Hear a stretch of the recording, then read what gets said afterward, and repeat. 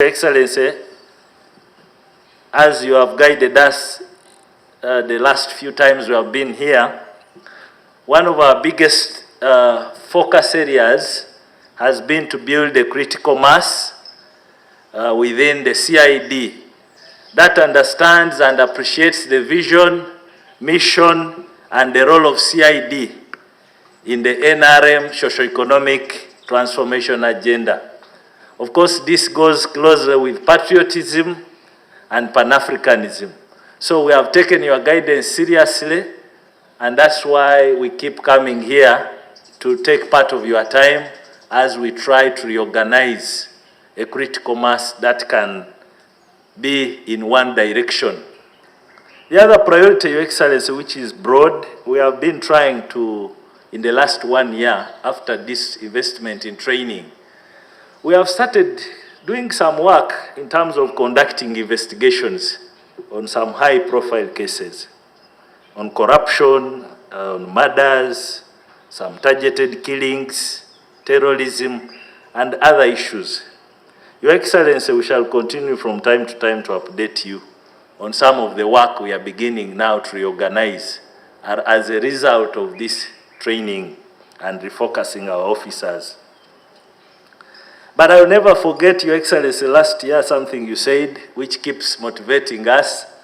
In one of those lectures, you told us that CID must, in Runyankore or Toro or Nyoro, Kora on behalf of the state.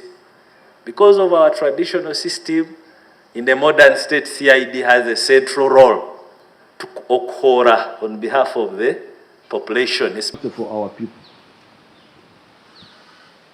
through production of goods and services.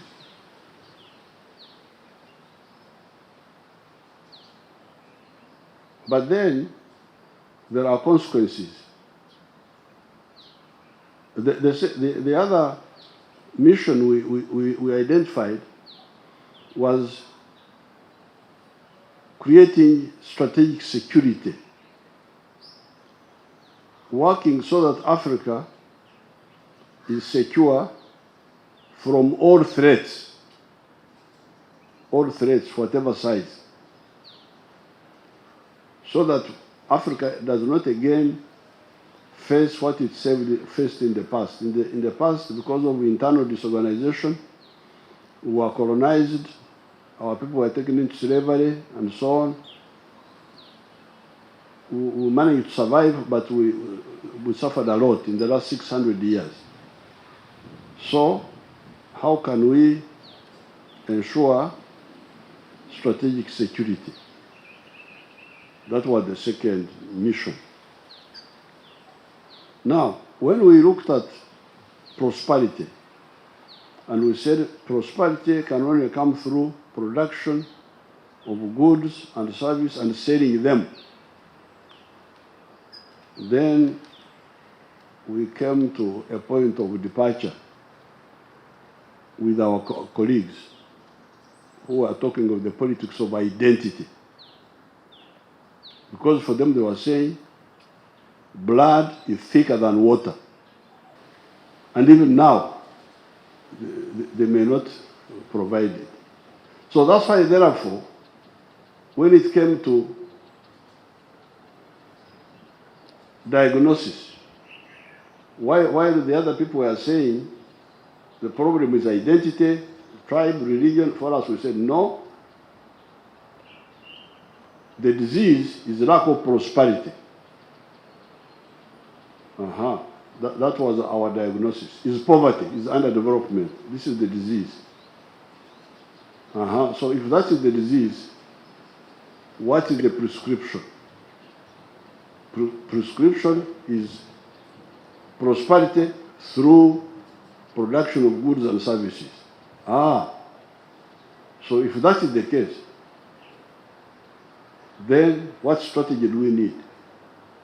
What principles, what ideology do we need? That's why we said NRM ideology, principle number one is patriotism. Love Uganda. Patriotism is when you love the whole country. Patria is from the Latin word The Latin word meaning fatherland. So that's why we said now, for us, while we are talking of sectarianism, we are talking of moyo gwa gwanga meaning tribal spirit. For us, we talk of moyo gwa Uganda.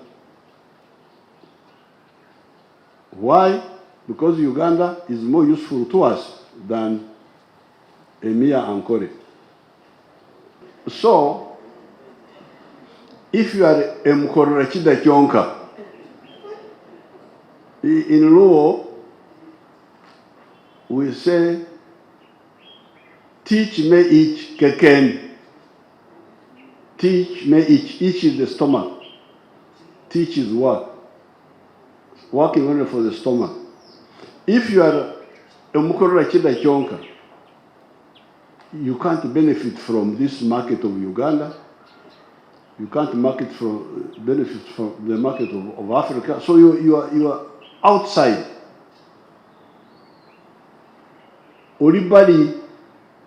So that's why we say, no, all our people must undergo socio-economic transformation. How? Two ways. Education for all. That's why you hear us talking of education for all. But also people working for money, not just only for Echida Chonka. So that is the third principle of NIM, socio-economic transformation. The people must change. But that meant that the public servant must be clear about this. Because if they are not, then they get lost.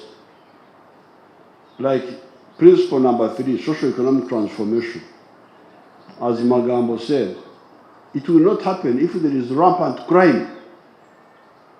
If there is rampant crime, how will people undergo socio-economic transformation?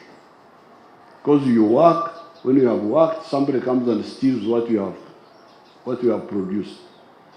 And there is no accountability. The one who steals what you have produced is not arrested. It is impunity.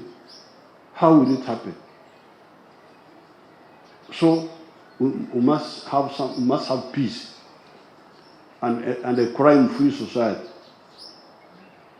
When there is crime, there is corruption. People investors can't come here.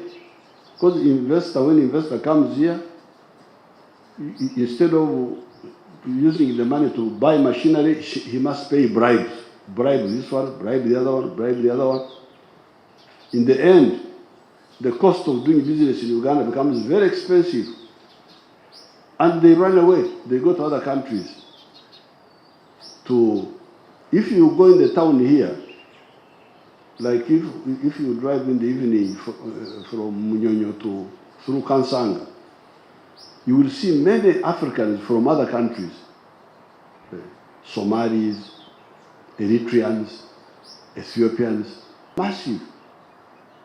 So therefore, CID, the security forces, have got a very crucial role in that principle number 3, socio-economic transformation. Socio-economic transformation will not happen if we don't have a good CID, if we don't have a good police, if we don't have a defense force which can guard the borders. But even if the defense force guards the borders, there is no open war, but there is crime, still it will affect our ability to transform economically. So therefore, I think you people, as Magambo was saying, you are lucky. You have now got a chance to fight your own little war. This little war is against thieves. These are not big enemies.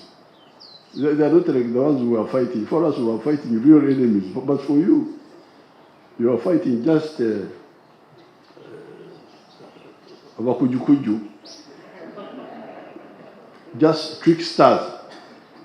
And you can deal with them. You can deal with them. But you need to be clear yourself. Now on your side, you must start by being clean on your side. I know the salary is still low. You have those pressures, but that's why, and I think I need to meet the leadership of the police. That's why when we came from the bush, I told these NRA people, we don't have enough money to pay high salaries.